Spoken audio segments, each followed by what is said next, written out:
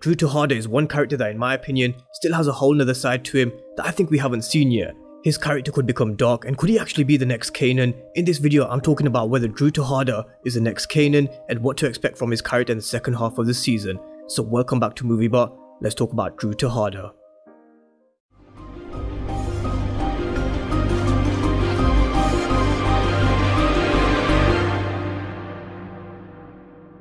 Fuck out of line, man. What the fuck you gonna do about it? Nothing.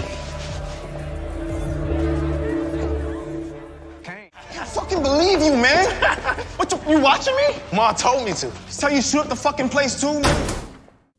So I hope you're all doing great, and yesterday I released 2 videos, and the second being another teaser for episode 6 that they released on Monet, asserting her control, trying to get authority back over Drew and Diana. So if you haven't seen the video, then I'll link it down below in the description and in the comment section. But I'll be talking a little bit about that in this video as well. So if you haven't seen the teaser, then I'll link it down below in the description and in the comment section. And I also talk about Courtney Kemp teasing Tommy Egan's return again. So everything is in my previous video that I uploaded yesterday. But anyway, let's talk about Drew Tejada, because I've been meaning to dive deep into his character for a while, and I wanted to do a character analysis on him about 2 weeks ago, but then they released a teaser and I thought, let's just wait a little bit. Let's see what they show of Drew in the teasers and the teasers to come for episode 6. And something I wanted to talk about was this post. Woody, who plays Kane Tejada, posted this on his Instagram a while ago. I took a screenshot because it was something I wanted to talk about in the future, and I kind of wanted things to play out a little bit to see where Drew's character actually goes before I speak about Drew and Kanan, because Woody, who plays Kane, thinks that Drew is more like Kanan, and he said we can stop comparing Kane to Kanan now. So have we actually been comparing the wrong character to Kanan? Is Drew actually more like Kanan than Kane? So let's talk a little about Drew's character. Now, we got a little inkling from the very beginning of book 2 that he was gay. It doesn't make a difference to me, but it actually gives the storyline a meaning to the show. It gives the character a meaning. And the minute we found out, we knew it would be trouble and something that could he have to choose which side he's on when the time comes. We heard Monet giving him that speech about his sexuality when he came home from Stansfield, where he met Ev and failed to get any information from Tariq. But he so far hasn't really shown his dark side to his character. He hasn't gotten into a fight, and in fact, Kane was the one who said to Monet in front of Drew that he's not built for this, and he was referring to the moment with Lil Guap when Drew failed to draw his piece and shoot up Lil Guap's place, and Kane had to do it. We've seen Drew kind of take his eye off the family business, and Monet's noticed this through the small teasers that they've been releasing on Instagram. We've seen Monet telling Drew that he's been up in other people's beds, and Zeke does what Monet says, implying that Drew and Diana haven't been doing what Monet's been asking her. And I touched on Drew very briefly in my video yesterday. I referenced to a certain part from Drew's character description where it says, having no desire to be in the game, Drew simply wants to draw. So when Tariq steps into the scene and exposes him to the college life Monet has kept him from, Drew becomes more determined, more than ever, to separate from what seems to be his destiny. We've seen pretty much everything from his character description play out, apart from the deadly consequence part and his destiny. What exactly is his destiny? Will his destiny lie away from the streets, or will he actually play a major role in the Tejada family business? Because there has to be a turning point for his character at some point, and I'm going to come to this turning point for his character in just a moment, because I want to talk about what Lorenzo said to Monet when she went to go visit him, because he said that he wants Drew to be the head of the Tejada organization. It has to be him, not Kane. Now, I've spoken about how Monet and Lorenzo treat Kane a little different, and it's so obvious that they treat him differently to Drew and Diana.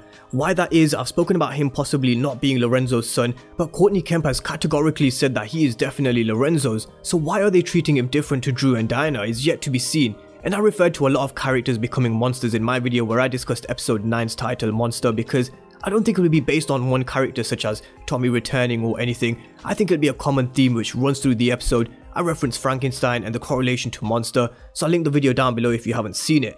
But I expect there to be a different side to Drew at some stage in the second half of the season, and there has to be an actual turning point for his character at some point in the second half of the season, because they're not building up his relationship with Ev for nothing. His sexuality and relationship will play a part in the second half of the season in some way, and nothing good can come out of it, especially with what we've read from his character description before, and the deadly consequence part is still yet to play out from his character description. Could we see Drew turn into a monster in the second half of the season? And if he does, what could actually turn him into this monster? We've seen him having a fight with what looks to be like Lil Guap, because if you pause it just right at the right frame in the mid-season trailer, or slow the trailer right down, you can see his dreadlocks flying about, unless they have another character who has dreadlocks, but Lil Guap is the only one I can remember, so it has to be him. So it makes sense that Drew is fighting with Lil Guap, and Drew, he looks like a man possessed. He looks like he's being Lil Guap's to the point where he may actually even kill him, something that Kane should have done. Now we know Lil Guap is going to be coming back, he's going to be seeking revenge, and I'm just wondering whether he'll catch Ev and Drew in action, or could they even kill Ev with him being in the middle of a shootout, him being in the wrong place at the wrong time sort of thing when Lil Guap shows up. And this is what made Drew go absolutely crazy. Now the Kanan comparison is an interesting one because from where I'm sitting, I personally don't see it. But Woody, who plays Kane, may know something we don't, and it's interesting because I really hope we see Drew's character develop and become more ruthless, become more dark, and I hope he's one character that shows his monstrous side to him, because I really do believe he does have this other side to him, and it may take a moment of madness or a moment such as Ev being killed right in front of his eyes for him to unleash this monstrous side. Now in my opinion, we truly won't be able to compare Kanan to Drew until later on as the season goes on, and maybe not until a few seasons down the line if book 2 does go into season 3 and season 4, and if Drew is still alive, because nobody is safe in the world of power. We truly will be able to analyze Drew versus Kanan in a little bit more detail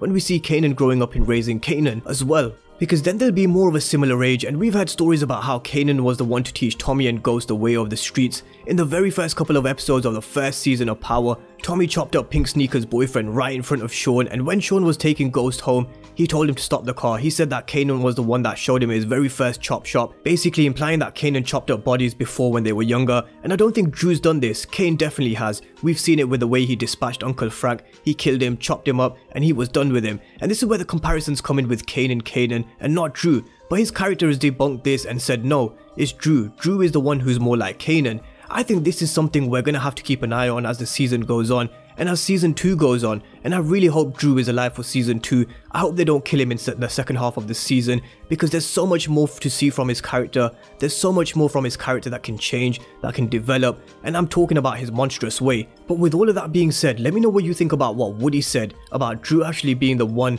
who is more like Kanan and not Kane.